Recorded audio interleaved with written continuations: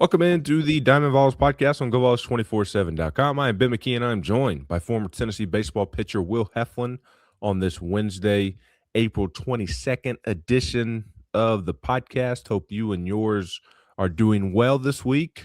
It is a very busy week for Tennessee baseball. Tennessee beats Lipscomb 14-4 in 7 innings on Tuesday night at Lindsey Nelson Stadium. Handles business the way that it should, and now has a quick turnaround for a big series with Alabama, who is ranked number 13 in the country and who I think will be arriving in Knoxville a little irritable because it loses 2 of 3 at Texas over the weekend, and then it gets blown out by UAB at home in Tuscaloosa on Tuesday night. And so Alabama will have something to prove this weekend to themselves, trying to get back on track before we get to the Alabama series and preview what's to come over the next couple of days. We'll dive into Tennessee's win over Lipscomb. But first, Will Heflin, my man, how are you? Doing well, Benjamin. Happy Wednesday morning. I got to tell you, I did tune in to Bama's UAB game for a little midweek scout. Okay. And the lack of strikes in the first inning certainly got UAB started, but 3 errors also contributed to the 7-run first inning. So that was one of those midweek games where it was kind of over before it got going. That's going to go one of 2 ways for the Crimson Tide heading to Knoxville. It's either a beautiful outcome for them because it's a crappy midweek and it means you're going to play good on the weekend, or they're not playing clean baseball and Tennessee needs to take advantage of that. So those are your 2 possibilities there. And if you're Tennessee, you hope it's the latter. The latter, yeah. But I'm doing well, Ben. It's too early to try our crack a cold one strategy. Yes. But I've got some pre-workout left over, and we'll count that. If you're wired, an issue with it, take it up with Ben. He is the appeals committee. You're wired then. If you're working on the pre-workout, I'm fired up, focused, and prepared. I've had plenty of caffeine. Yeah. All right, we're good to go. Feel good. Happy mornings. I'm going to be productive today. On the flip side, I got out of bed 10 minutes ago and have not had an ounce of coffee and could use some caffeine. So this will be a fun Wednesday morning podcast. We're recording. I don't think I told Will this. I might have, but we're recording first thing Wednesday morning because my family is in Gatlinburg for the week, and I'm going to meet them at Dollywood today. So I've got to get going because I've got a long day ahead of me of toting around. You need 2 cups. Yeah, this is how you know I drink too much caffeine. I've already planned out when, where, and what I'm drinking this morning. I'm weird. I like warm coffee. I prefer my coffee warm, but I don't like it hot. So I started my coffee before we pressed record because my coffee will be about perfect temperature for me by the time we finish this, assuming we don't go our usual 2 hours and 47 minutes. Savvy veteran move. What's the game plan? Walk us through it real quick. I'm going to have that cup of coffee as soon as we're done while I upload this podcast. Okay. And then I'm going to get in the car. Anytime I go to Sevierville, got to stop at Buc-ee's. Anytime I'm by that exit, got to stop at Buc-ee's. And not for the reasons you would think. Over the last couple of months, I've realized that the best car wash in East Tennessee is at Buc-ee's. My car is absolutely spotless once I take it through Buc-ee's. So going to stop, going to get my car washed. They also have one of my favorite sodas ever, which is a very underrated soda, and that's a Big Red. You ever had a Big Red? It's more of a Texas thing, I believe. Yeah, I've seen it. I may have tried a Cheer wine. Yeah. Better than Cheer wine, but yeah. Love me a Big Red. So going to have my cup of coffee here. I'm going to make my stop at Buc-ee's, and I'm going to make me a big old $1.59, whatever it is, extra large Big Red. I'm also going to make me an extra large coffee, and we're going to be ready to go and attack Dollywood the way that we need to attack it. We're going to be on the hunt and loaded with caffeine walking in the Dollywood. I love the game plan. Anytime I hear Buc-ee's, my boy Zach Lingfelter likes to call it Busey's, just as a joke. But Carson Newman has a great baseball coach. His name's Tom Griffin. There's a clip of Griff after a game talking about, he's disappointed because the team didn't play well. And it was, I forget how he led into it, but he was like, we were going to stop at Buc-ee's, but we didn't play good. So now we got to stop at Raceway. No disrespect to Raceway, but it's not Buc-ee's. And that's how things work. You play good, you get to go to Buc-ee's. You don't play good, you got to go to Raceway. So I need to find that clip and attach it to the pod, because that is one of the best post-game clips you will ever find. And the way Griff says it, he's been down here for 40 years now, but he still sounds like he just walked out of New Jersey. And so I love his accent, his voice. I can't think of the segue into that. But I'll try to get the clip and send it to you so you can get the link to all the good people. Well, at minimum, you just reply to my tweet. When I tweet this podcast out, put that video underneath it.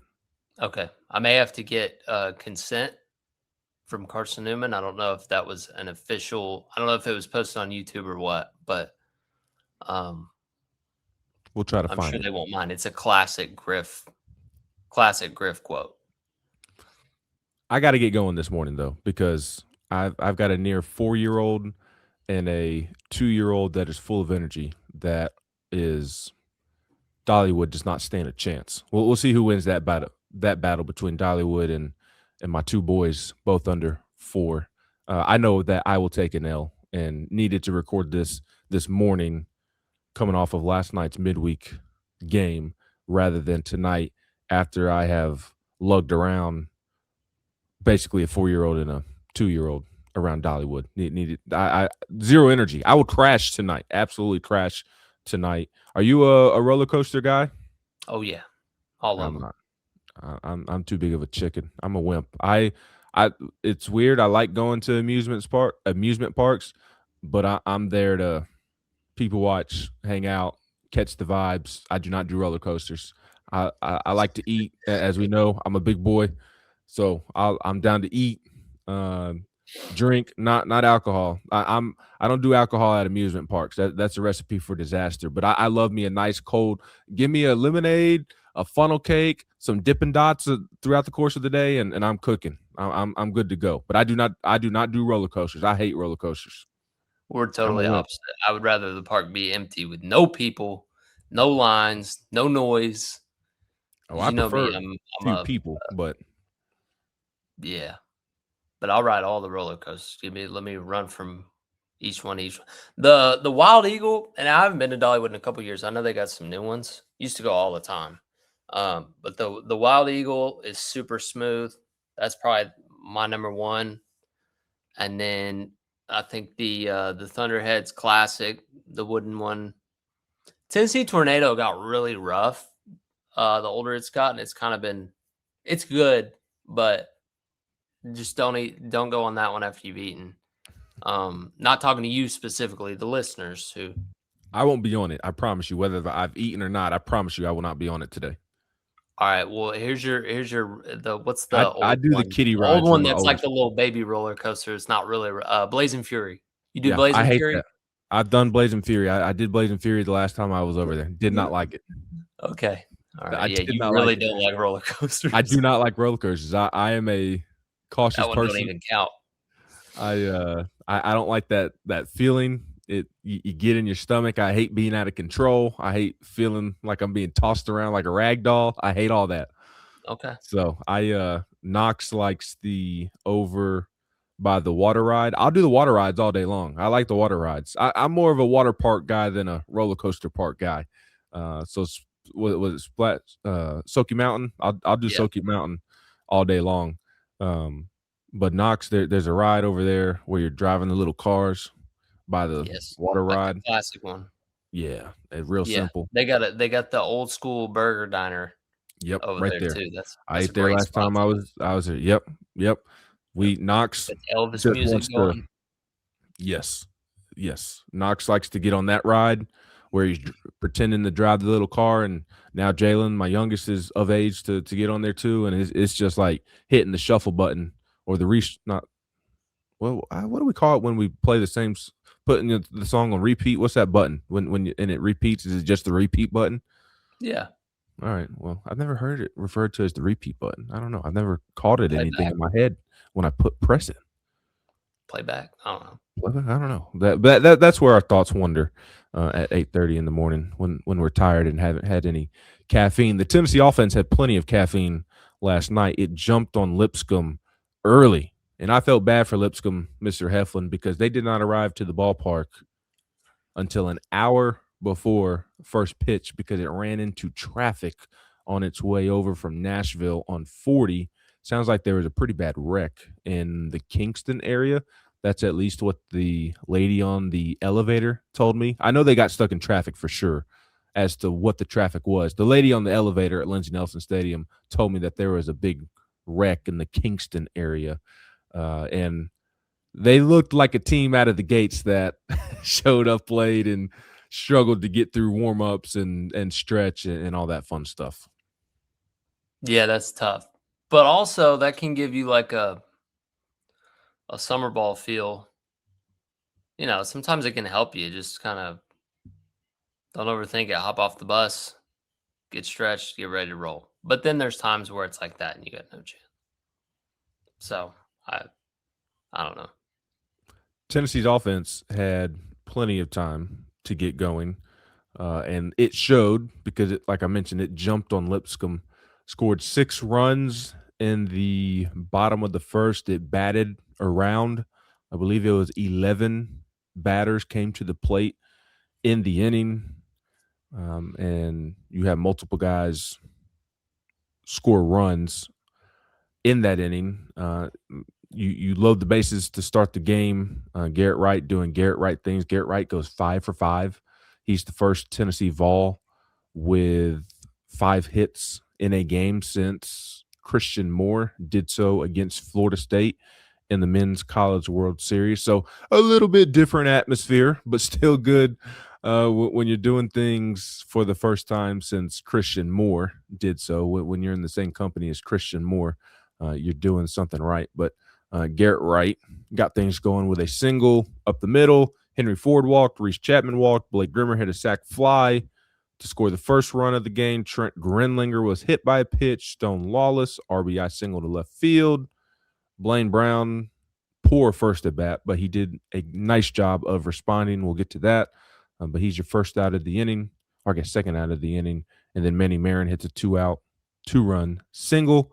Garrett Wright comes back to the plate for the second time in the inning and hits a 2-run, 2-out single as well.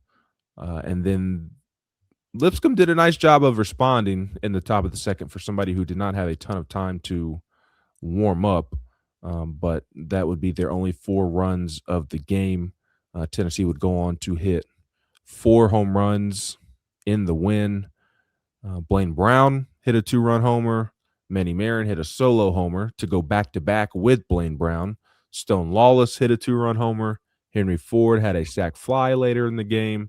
Trent Grenlinger, the freshman, he hits another home run, I believe his 4th of the year.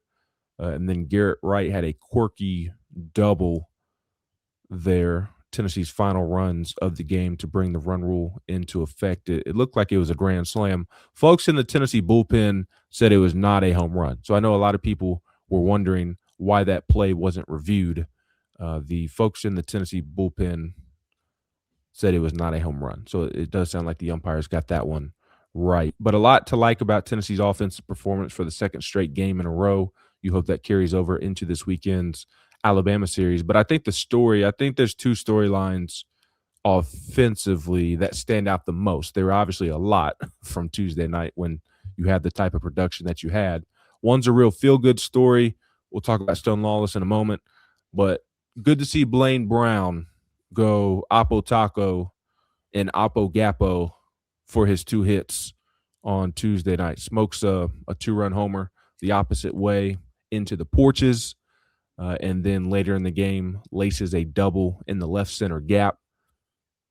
107 off the bat. So, yes, it's Lipscomb, but Blaine had been 2 for his last 30, I believe it was when I counted, over his last 8 games, 2 for 30 over his last 8 games. So if you're Blaine, you'll take any type of success. And I know that maybe you feel differently and or word it differently than I do, but something Josh Elander has talked about the last couple of games, and something that I've talked about is like when you see a hitter going the opposite way, going into the gap, to me that tells me that their swing is in a pretty good spot, and that's something that Josh Elander has talked about with what Levi Clark was able to do in Sunday's game when Levi had his big performance, and then what Blaine was able to do on Tuesday night against Lipscomb.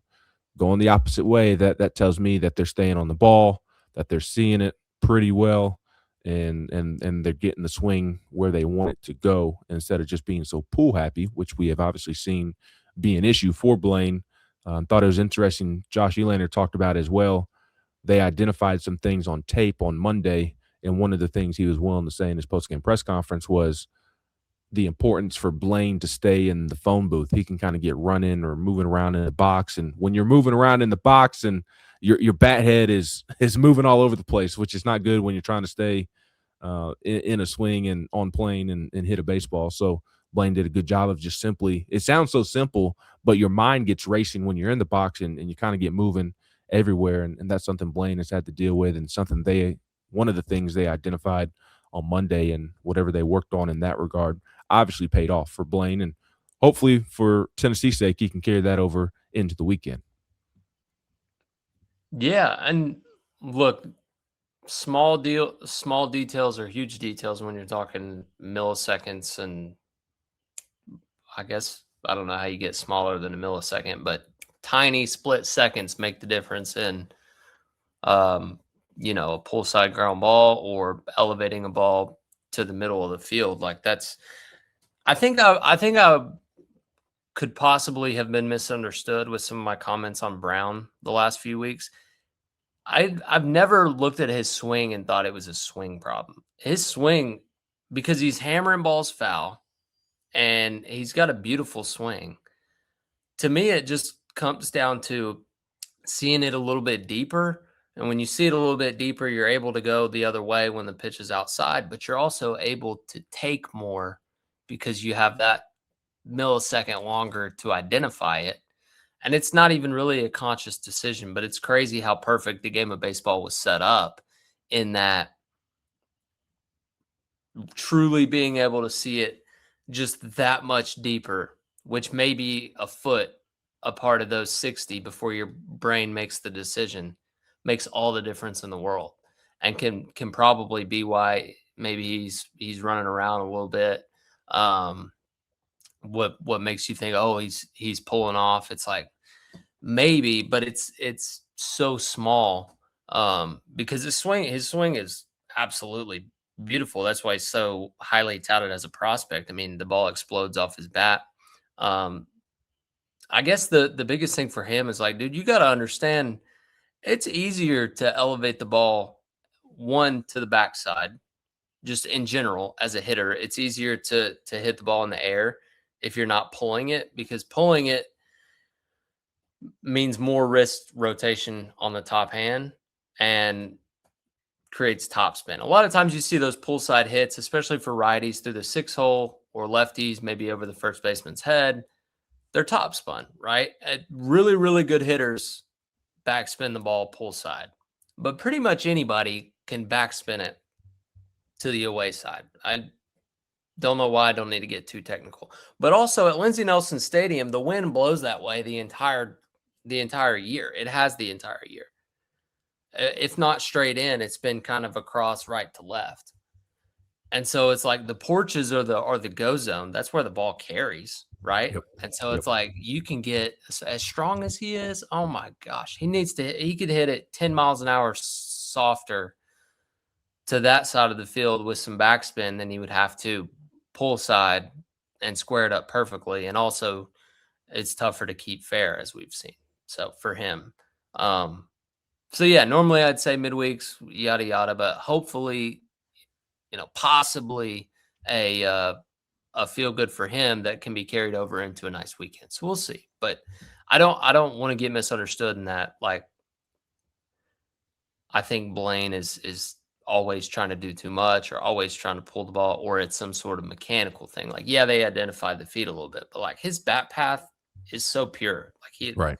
that's why you were like, oh my God, this guy's gonna hit 30.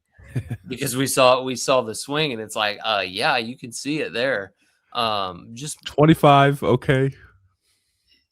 yeah. I mean, he could still get 20. He catches fire, we'll blink and he'll be at 15. And then Last you night was never know what 11, I happens. They believe. make it the postseason. I mean, you could hit one in Hoover, get a couple in a regional. You never know. So that's certainly there. But yeah, I just think Blaine Brown is a lot closer than he's looked at times. I totally agree. It's been more, I agree with. And he's looked really far away. Don't get me wrong. He's looked Yes. far, but he's not as far as he's looked at times. Sorry. Right. No, I totally agree. It has not looked great. I mean, you and I both agreed during our Sunday podcast that we would have benched him today or Thursday. But you see why they stuck with him. Now, it's one game. It's Lipscomb. Like, let's see what he does against Alabama. But if he can carry over what he was working on in the box on Tuesday, then he should have similar results, even if the arms are better and the competition is greater. But you see why Tennessee stuck with Levi Clark so long, why they stuck with Blaine Brown so long. I know it's been frustrating that Brown has been in the lineup time and time again without the desired results, but you see why Clark and Brown are left in there. And Brown, to me, is even more dramatic because even Levi, like his SEC numbers look really good after that big Sunday he had against Ole Miss, but Levi even had decent numbers going into the weekend in SEC play. He was around 250 or so going into SEC play. Blaine Brown was 180 going into last weekend, and now I think Blaine is hitting 181 in SEC play. So Blaine's been even more – his struggles have been even worse than Levi's. But you see why those guys – why Josh Elander and his coaching staff stick with them is because the ceiling is so high, and you just feel like those guys are – because they're such difference makers – that you feel like they are possibly a swing away from figuring things out or getting going. And if that happens, then that changes the total outlook of the offense and the ceiling of this team. So I'm sure Blaine will be back in there on Thursday, certainly after Tuesday night's results. That would be the right move. I would not pull him after Tuesday night's result, even though I said earlier this week that I would give him a day or so for him personally, but also for the team to try something different. I'm good with keeping him in there on Thursday night. I assume you are as well. Yeah, I mean, I'd be good giving somebody else a look too. But at this point, I think you got to let Blaine try to build off of Tuesday. Yeah, And then if it doesn't go that way, then reassess. Yeah, but I also don't want to ever overstate, I can't say, oh, Ariel shouldn't play because of a homer on a meaningless midweek game. I got to keep that same logic for Blaine Brown. Different scenario, obviously. But you never want to get into the business of overvaluing a midweek game ever, because that can be misleading. But for Blaine, sure, like he's been in there the whole time. He had a nice midweek, whatever, just leave him in. Now, if he looks awful on Thursday, then he needs to be out of there Friday, in my opinion. Yes, I would agree with that as well. We will see how that plays out over the weekend. Stone Lawless also had a big Tuesday night, and we will talk about Stone Lawless's performance on the other side of this quick timeout here on the Diamond Vols Podcast on GoVols247.com. Welcome back into the Diamond Vols Podcast on GoVols247.com. I'm Ben McKee, and I'm joined by former Tennessee baseball pitcher Will Heflin, getting ready to preview this weekend series against Alabama. Before we do, we have a couple of more things to mention about Tennessee's win over Lipscomb on Tuesday night. And one of those things is the greatness of Stone Lawless. He did hit a home run on Tuesday night, but he has been very productive in his last 2 games, which have both been starts. He's played in 3 straight games. The first game was the game 2 against Ole Miss. He came in and caught the 9th inning as a defensive replacement. So it's really been his return has been the last 2 games where he's been back in the starting lineup, hitting, things of that nature. And he has been tremendous in both games at the plate. Had the single on Sunday that started the rally for the offense. And then on Tuesday against Lipscomb, another single, hits a home run. He's back there catching. Haven't even noticed him back there, which, again, catching is kind of like offensive tackle. You don't want to be noticed back there, and we haven't noticed Stone back there. And what's so impressive about Stone is just who he is as a young man and him as a leader. I thought it was really cool when he met with us bums, the media, Tuesday after the win. I asked him how disappointed he was that he wasn't able to travel to Mississippi State because, as Josh Elander has talked about a bunch, he's a guy that's traveled his whole career, even when he was redshirting as a true freshman during the national championship season in 2024. They traveled him because even as a true freshman redshirting, his presence meant that much to his teammates. He's such a great young man. He's great to be around.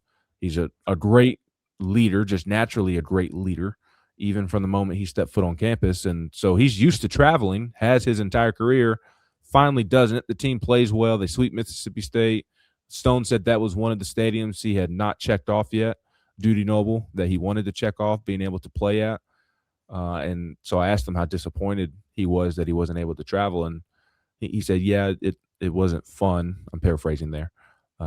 But he chose to talk more about Ethan Moore being able to travel for the first time this season and being happy for Ethan Moore. He chose to talk about that instead of talk about how upset he was individually that he wasn't able to travel, and said that he was just grateful that Ethan Moore was able to travel for the first time this season, and he was able to experience that. And that sums up Stone Lawless in a nutshell. That's why his teammates love him and respect him so much. That's why the coaches love him and respect him so much. So just the Stone Lawless storyline right now, coming back from injury early, being so productive right away. I mean, it has not looked like he's had to knock off any rust whatsoever. He's played really well the last 2 games. So coming back as quick as he did, the performance right from the jump of coming back, and then him as a teammate and a leader. That's a fun storyline to follow if you're a Tennessee baseball fan in the midst of what has been a frustrating season up to this point. Yeah, I mean, huge to get him back, and we've seen the spark he's provided. And I feel him on the not traveling part. There was one trip in my career where they didn't even make it out of the parking lot. It was the first road trip during COVID. I was coming back from ACL injury, and I was pushing, so I was way ahead of timeline, and I had no business actually pitching yet, but I threw to live hitters that week and was trying to do everything I could to make that trip to South Carolina. And V said, we'd rather just run you out in a midweek first. We're going to leave you for this one. And I was crushed, but I understood. I think it was Will Mabry that got to go, who ended up being awesome. He's still pitching. So that's fine. Back from Tommy John. But then they had loaded the bus. I think players had started boarding the bus, and then all the COVID news broke out, and that season was over. So I guess I did travel everywhere for weekend trips. But I guess my one thing about Stone coming back is what are you going to do now with the lineup? Because I mean, he has to start, and I don't think it's really even up for debate. Yeah, I mean, we talked about it at the time. Stone was arguably your best overall player at the time he got hurt. He was the only one providing any power kind of at the time. And Maybe. he was having Maybe. a big season behind the plate defensively too. Yeah. Well, that's the other thing about that you mentioned. I can never tell who's back there, which is great. Like Levi, Garrett, and Stone. I guess Stone I could probably notice the most just because he's got something about his body that makes it easier to pick him apart. But Levi and Garrett, You notice Stone's body? I mean, you can take it however way you want it. I mean it in that like his helmet is a little different or something, or like a piece of his catcher's gear. But Garrett and Levi, I think the first weekend they went 2-1-2, or it was Levi the Friday, Sunday, and then Garrett in the middle. I didn't even notice that it was Garrett Saturday until literally after the game. I was like, oh wait, Wright was catching that game, which is great. So I think you could really make the case that Stone was their best player at the time he got hurt, with what he was doing defensively, with what he was doing with the bat. Seemed like he was really coming on offensively, and then obviously his leadership. Yeah. So and you need that. You need that righty. Yes, that too. You need that righty. I personally, I would keep all the catchers in there the way that they have. I would have Stone as your starting catcher. Of course, Garrett. Well, I think Garrett's better defensively than Levi is. So I would, if they're going to take Stone out once a weekend, then I would put Garrett behind the plate over Levi and keep Levi over at first base. What would you do? Who? I think that's the question with the catchers. Because I think on a Friday night, I don't think there's any doubt that they'll go Stone behind the plate, Garrett in center, Levi at first, Grenlinger as the DH. I don't think there's any question they do that on Friday and probably Sunday, game 1, game 3. The question is, what do you do in game 2? Are you taking Stone out? And if you do take Stone out, which catcher are you putting behind the plate? Because that to me is the only question that you're asking right now about that group of 4 catchers. Yeah. Probably I think you just go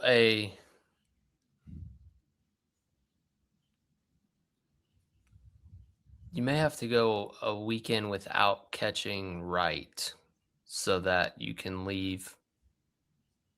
Or no, you would catch. Yeah. You would set it up to however you move it around, it ends up moving Grimmer probably to second. And I don't know. What would you do? I would catch Garrett. So you're saying Stone Friday? We'll say Thursday night. Stone catches Levi at first, Garrett in center, and Grenlinger DH. Yes. That to me is written in Sharpie. The question is, what do you do on the day that Stone isn't catching that middle game, assuming Stone doesn't catch all 3 games? Yeah. You probably go. I think Garrett's better defensively than Levi. I think you just leave Garrett in center the whole weekend and put can Trent play first, Levi catch, and Stone DH?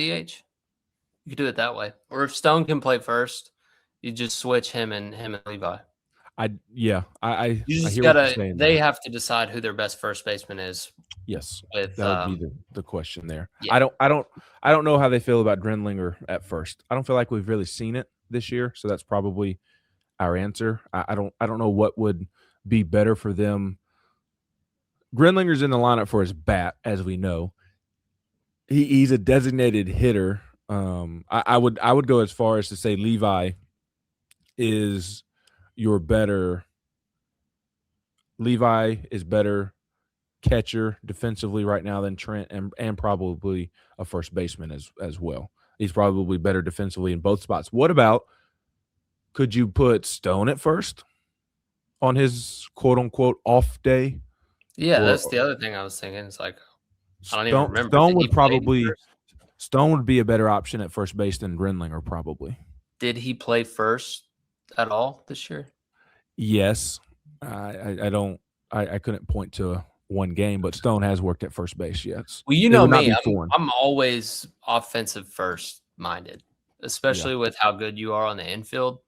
this year, I don't think you, knock on wood, you don't need a Luke Lipsius, Blake Burke type vacuum. Okay. The infield, and I hate saying this, but they've been real solid, just making good throws, making the ones in the dirt be long hops so they're easier to pick. So I'd be good. I'd be good with that. And the only thing about Stone at first is you still have to have a mask, because Yeah. you get one off the bat that takes a weird hop. I know it's turf, but like stuff can still happen. It can hit a rubber pellet weird or something, hop up like We God saw forbid. the weird spin that Garrett Wright had on his double last night. Yeah. That I poor Lipscomb right almost don't fielder went. love Stone at first base just because of that. Be Well, funny to then see him. It'd be funny to see him play first base in like a hockey mask. it would be fun. Well, then if you're not comfortable with Stone at first base from the health standpoint, then you just have to decide whether you want Grinlinger to catch or play first. Which one is he stronger at right now? That would be the decision. I don't know. I don't First have for an answer. sure. That's the catcher's a premium position. If he ain't ready to catch, you sure as heck ain't putting him in game 2 on a Saturday. All right. Well, then that's your answer. Levi Clark behind the plate, Trent Grinlinger at first. Yeah. The other option would Or be, if there's a protective thing he can wear in the field, then put Stone at first, like you said. yeah. I I think don't know if that exists. I'm sure it does. I think your two options are Grinlinger out of the lineup in order to get Jay in there. You take Grinlinger out in game 2. You put Grimmer at first. You put Jay at second. That's your two options right there, assuming Stone isn't going to catch all 3 games. When he comes out, you slide Levi over to catcher, and then either Grimmer or Grinlinger at first. And so you're deciding on Jay or Grinlinger in your lineup. That would be the other piece to the lineup that you're monitoring this weekend. Is, for me, it doesn't feel like they agree on this just based off of what they did Tuesday night, but I would have it, for me, it would be a bit more of an open competition between Blaine Brown and Jay Abernathy right now. Yeah. For me too, but I don't think it's that way. Yeah, I don't think it is either. But we'll see how they manage that. Let's talk a little bit of pitching here before we get a quick scout of Alabama. And Ethan Biotto looked really good against Lipscomb. He did not strike anybody out, but he got 7 of the 9 hitters he faced to ground out, which is really impressive when he's throwing that sinker ball that is low and away to righties and low and in on lefties. And as Josh Elander said post game, you just can't elevate the baseball when Biotto is in the game. If he can establish any sort of consistency, boy, would that be a weapon for Tennessee on the weekend. Yeah, he's kind of that guy who I've been thinking as they search for another option, he would be the one I would give some sort of opportunity to. I mean, seriously. So maybe that's this weekend. I know he threw a decent, obviously wouldn't be available Thursday probably, but through you 3 wouldn't throw him innings Thursday anyway. So maybe not Friday either, but Saturday, game 3. Yeah. Certainly never know how those are going to go. So he's probably in the back pocket for an opportunity if it arises. And then I'm sure your next go-to point is another guy that when he's on throws a sinker as well. Yes, Braden Krenzel, who had another nice appearance on Tuesday, came in and pitched the 6th inning, and it was a 1-2-3 6th inning strikeout, ground ball to second, I believe, and then a second strikeout. He did give up a leadoff single in the 7th when he ran back out there, and then Josh Elander elected to make a pitching change. And Josh elects to make that pitching change. He did not tell me this, but I imagine he made that pitching change because he wanted to get some of those freshman arms some work, not necessarily because Krenzel gave up the leadoff single. But Krenzel, another nice outing for him. Can he continue to stack it? I thought it was interesting. Josh Elander talked post game about how for Krenzel, he wanted him, like the next step for him as they try to get him back on track was for him to sit in between innings and then to have to get back up. And he was able to do that and go back out there. But like the velo's what it needs to be.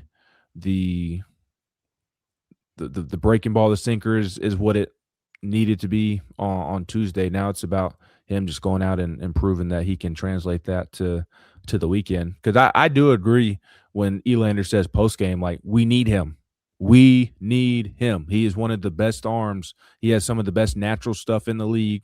And when he's on, he's one of the best arms out of the bullpen in the league. I do agree with Elander there when he says those things. It's just a matter of, can they get Krenzel back to that point? And I think Tuesday night was at least a night where Krenzel should be able to take some momentum from and hopefully carry it over into the weekend, because his number is going to be called at some point. He has not pitched since the extra innings loss to LSU on the weekend. His number is going to get called at some point, and you hope these couple of weeks where they've been working with him really pays off, obviously. Yeah, they do need him. I mean, everything you said is exactly right. And people got to remember, like, this is a kid that, as a true freshman, was getting very meaningful SEC innings. Like, we're not talking about just a project here. We're talking about something that's odd. Okay, this is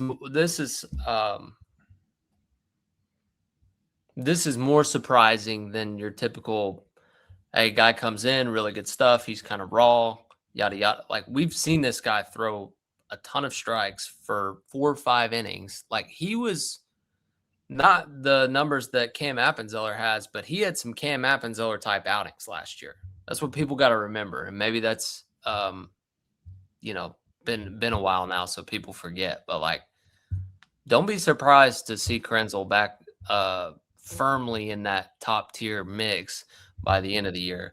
And I think that's why he is being treated differently than somebody who just got an opportunity and didn't perform and probably got passed over, right? Like, this is a dude who is really going through some weird stuff that they just gotta get through it. And look, this happens to really good big league relievers. We've seen it happen to, like, Josh Hader before. It happened to my guy David Bednar went through it last year with the Pirates before he got traded to the Yankees. Yeah. I'm trying to think. Chapman went through a stretch where it was really tough for him. Devin Williams, your boy. He's no longer my boy. He's a bum on the worst. Be going through it, but one of the worst organizations in all of sports, the New York Mets. That's one thing we can all agree on. He got traded. No, he signed free agency. The Yankees didn't bring him back. Gotcha. And he signed with the Mets, who, if you didn't know, Will, the Mets have lost 12 games in a row. Hand up. Sorry, everyone, for getting Ben on. No. I'm not talking about the Yankees or the Red Sox. This is the one that we can all agree on. Everybody listening, most of us are probably Atlanta Braves fans, New York Yankees fans. We can all agree on our common enemy here. And you know what? I'm going to give a shout out to, you did get me going, and I'm glad you did. Shout out to the Minnesota Twins. Did you see their tweet last night, tweeting out the final score of the Twins-Mets games? Yeah, it was 5-3, I believe. Twins scored 2 in the 9th. Yeah. Yeah. Did you see the Twins tweeting out the final score? Nah. The Twins said things you can get in a dozen. You can get a dozen eggs. You can get a dozen roses, and you can get a dozen Mets losses. Shout out to the Twins. The point is that they need Krenzel, and they're gonna exhaust every possible option to get him where they need him by postseason, and that's the matter of the fact. And if you don't like it, tough toots, because Tennessee's better when Krenzel is good. Simple as that. Same thing I said about Levi and Blaine. There's a reason they're not giving up on Braden, and it's because they know his talent and they know his potential. It is, when he's on, some of the best stuff in the league. That sinker is nasty when it's on, and you saw that the first half of last season before he got hurt. One of the outings, Cameron Appenzeller-esque, that he had last year was that outing at Alabama. I believe game 3 to close out the weekend, if I'm not mistaken. I'd have to go back and double check myself, but Yeah, was he had a really good good in one that there. He had Alabama a good series. one at South Carolina last year. Does that count as an SEC series? Yes. What? I'm kidding. I'm kidding. Calm your horses. I'm just kidding. What? Yes. I was referring to how bad South Carolina is. I I'm mean, joking. they're bad, but they've snuck up and bit some people. Not And last year's South Carolina team. it's just hard for me to view them in that lens because when I was in high school, which is a long time ago now, which sucks Dang. to say, but it doesn't feel that long ago to me. South Carolina was coming off back-to-back national championships. Yes, I'm with you. I mean, I grew up watching that same South Carolina program, so it is weird to say. But uh, Nick Abraham gets to start last night. Really good first inning, 6 pitches, and then runs into trouble in the second inning. He threw 27 pitches. 21 of them were for strikes. So he threw strikes. He threw it in the zone. The problem is in the second inning, Lipscomb was able to ambush some of those pitches in the zone and get the best of him. And then Jax Bishop and Brady Frederick closed it out there in the 7th after Krenzel gave up the leadoff single. Speaking of pitching, I think one of the big storylines for Tennessee this weekend is the performance of Tennessee starting pitching, Landon Mack, Tegan Coons, Evan Blanco. Of course, that's going to be a big storyline every weekend, but I think it's an even bigger storyline this weekend because they threw a lot of pitches in their last outing against Ole Miss over the weekend. Now their start day is being moved up a day because it's a Thursday-Saturday series. I am very curious to see how they perform this weekend. Again, of course, their performance every weekend is going to be very important, but you can kind of these Thursday, Saturday series, things can get a little wonky at times with the pitching because the routine for the week is different. But I asked Josh Elander about it after the game, and he kind of brushed it off as not a big deal. And I do agree with him. He didn't think that 1 day difference was too big of a deal. He thinks that they have the resources and the people in the building to get them ready for starting a day sooner. And they kind of view it more as a luxury that in college you get a week in between starts, whereas in the big leagues or at the next level, you're starting every 5 days. It's a luxury that you get to start every 7 days, and that 1 day difference isn't as big of a deal. It is something, but not like something where the train should come off the tracks in terms of the performance or anything along those lines. But I would think just from the outside looking in, again, just an internet blogger here, I threw a couple of changeups in high school, didn't pitch at the elite level that Will Heflin did. But from the outside looking in, I think the things to look for this weekend, because it did not sound like Josh Elander is going to make a change with the starting rotation. Sounds like they'll still roll with Landon game 1, Tegan game 2, Evan game 3. So how do those guys pitch the second time through the lineup, coming off of a lot of pitches last weekend? And how quickly does it seem like they tire out? Is it at pitch 70? Is it at pitch 85? I would be kind of surprised if they were able to get to 100, but maybe that's just me being an internet blogger on the outside looking in, not knowing what I'm talking about. It just totally depends on the stress level of those pitches and, how many of them are with 2 guys on base and 1 out. How many of those, are just a couple extra foul balls when you got nobody on, 2 out, something like that. But the other thing, Ben, is like it's going to be 79 degrees for a high both of the first 2 days, and then 73 on Saturday. I just looked at it. So like it's going to be warmer. You're kind of deep into the season. I remember doing it a couple times where I threw a day early, and I felt completely normal. Don't think I got super deep into either game, but that was more just like it was I think both games were 2-1 when I came out, us having the lead, and so Vitella wanted to go to the pen. It was like in the middle, kind of in the fifth. I got to like that 70 mark, like you're talking about. So you could be right, but it's also game flow dependent. Like if somebody's cruising, let's say Lanning gets through the first 4 innings in 60 and 1 hit, and it was a single, or 2 hits and they were scattered. Like he's going to feel better than if it took 60 pitches to get through 3 innings and he had 7 base runners. Like those will wear on him really fast. But if they're able to kind of get deep and have some time in between innings, like the offense always plays a role in this too, Ben. Like if you're in the dugout for 15 minutes, it's a little easier to get to that higher pitch count than if you're in the dugout for 3 minutes. I mean, seriously. So What did you prefer as a pitcher? As weird as that sounds, I wanted right in the middle. I wanted 3 runs as fast as possible. You know what I mean? Like I didn't What want about to be at minutes-wise? 30 minutes. 10 5 to or 10? 8 to 10 is great. Yeah. The first few innings, I want like 3 to 5 minutes, which doesn't sound like much at all, but like you can hit 2 home runs, get 3 outs in under 5 minutes.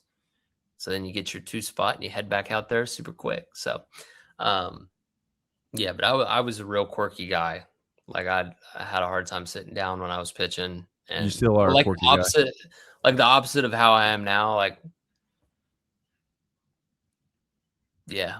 So it's all dependent too. Like if I had a rough inning, I wanted longer. If I had a good inning, I didn't want that long. Like it's just kind of everything's game flow dependent, brother. I feel you. What stands out to you about Alabama? This, to me, is an Alabama team that is dependent on its pitching. That's where you start with their strengths. In SEC play, they have the 5th best ERA, 4.47. To put that into context, Tennessee exactly in the middle of the road. Tennessee is 8th in SEC play in ERA. Tennessee has a 5.31 ERA in SEC play. Alabama has a 4.47. Offensively, they have been very meh. On the season overall, Alabama has the worst batting average, or the second worst batting average in the conference. They're hitting 260 on the season. To put that into context with Tennessee, Tennessee is hitting 266. So the numbers overall are similar to Tennessee's offense. Now, there are differences in the offense, and Alabama has hit it better in SEC play. I mentioned they were 15th overall for the season. In SEC play, they are 11th. In fact, they are the team above Tennessee in SEC play. Alabama hitting 243 in SEC play. Tennessee is hitting 241. Now, the difference in the offenses, though the batting average is basically the same, is Tennessee hits for more power. Alabama does not hit for power. Alabama has hit 16 home runs in SEC play. That is the 4th fewest in the conference. Tennessee has hit 29 home runs in SEC play. That is the 5th most. But Alabama has a higher on-base percentage, so that they get on base at a little better clip than Tennessee, but Tennessee hits for more power, and then Alabama can steal as well. They are 24 for 28 in SEC play on stolen bases. So the overall offense is pretty similar, but how they get there is different. They have to pitch it well in order for them to have a chance. And even when they do pitch it well, they have to pray that their defense makes a play, because their defense has been atrocious. They have the 2nd worst fielding percentage in SEC play, tied with LSU at 967. Florida is the worst defense in SEC play. Alabama is tied with LSU for the 2nd worst defense. So for Tennessee, also, by the way, shout out to Josh Elander, Ross Kivett, Chuck Girolman, Craig Bell, Ricky Martinez, Parker Serrano. I don't think I'm leaving anybody else off. Tennessee's fielding percentage in SEC play is the best in the SEC. They have a 988 fielding percentage, which is really good, especially at the college level. And that leads the SEC in conference play. And their overall fielding percentage on the season is 985. So Tennessee has the best defense in the SEC. that is something to consider. And remember, when you talk about how awful of a coach Josh Elander is, but that's a separate conversation that we're not going to have today.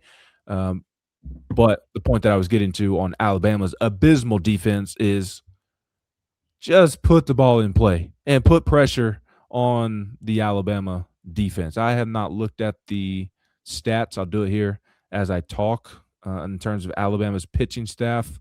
Do they strike a lot of guys out? They do not. Alabama has the second fewest strikeouts in SEC play. Only Kentucky has fewer. So that tells me that you should be able to put the ball in play, that their stuff is not overwhelming. You should be able to get the barrel to the baseball, put some pressure on the defense, let the crowd work behind you as well to have some added pressure. To me, that's what stands out about Alabama, at least looking at it from a statistical standpoint. Yeah, and from a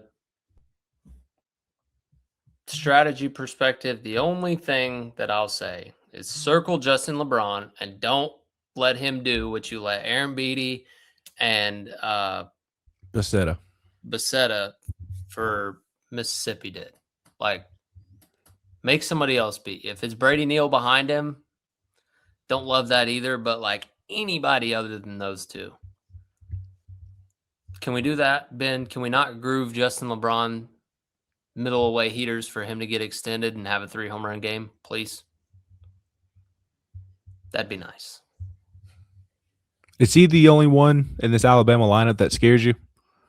Yeah, Brady Neal's had a nice year. The catcher, he was hitting behind him last night.